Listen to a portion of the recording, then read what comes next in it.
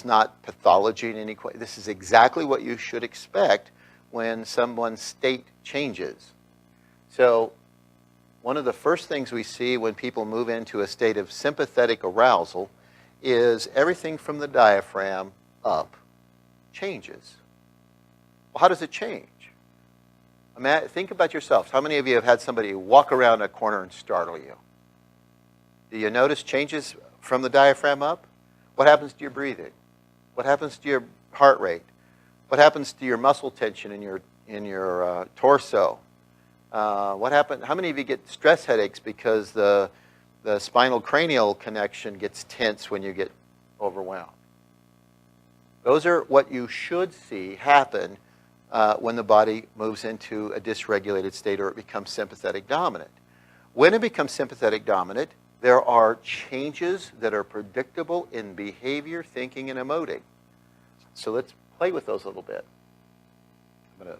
I already talked through this slide, so I'm just going to go ahead and skip it. So if somebody moves into sympathetic arousal, you should see these behaviors. They should be all about this moment in time and have very little tolerance for any kind of delayed gratification. That's appropriate, predictable, non-pathological, exactly congruent behavior. They should be impulsive.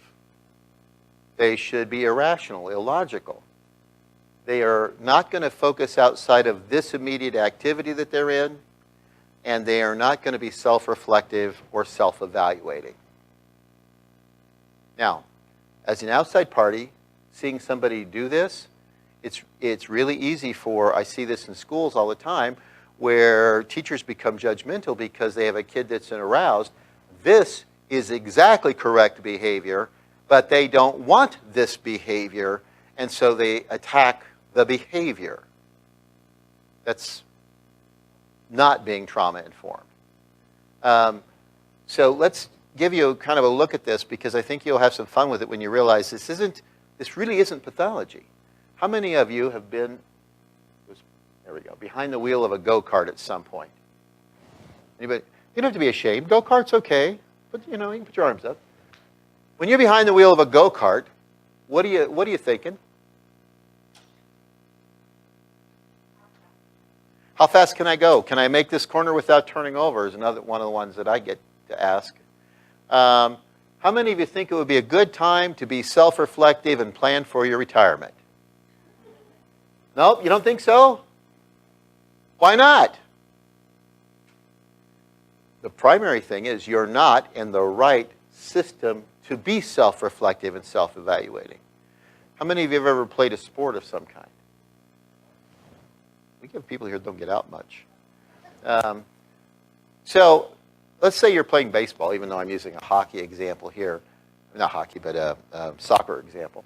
Let's say you're playing baseball. Do you want the first baseman to become self-reflective in the middle of the game and wonder if I'm being a good person? Am I making good choices in my life? Am I living a moral and upright life? Or do you just want him to play the damn game? Well, that is what we expect. And if he wasn't doing that, then we would consider that a problem. What about situations where you've done really stupid things in life?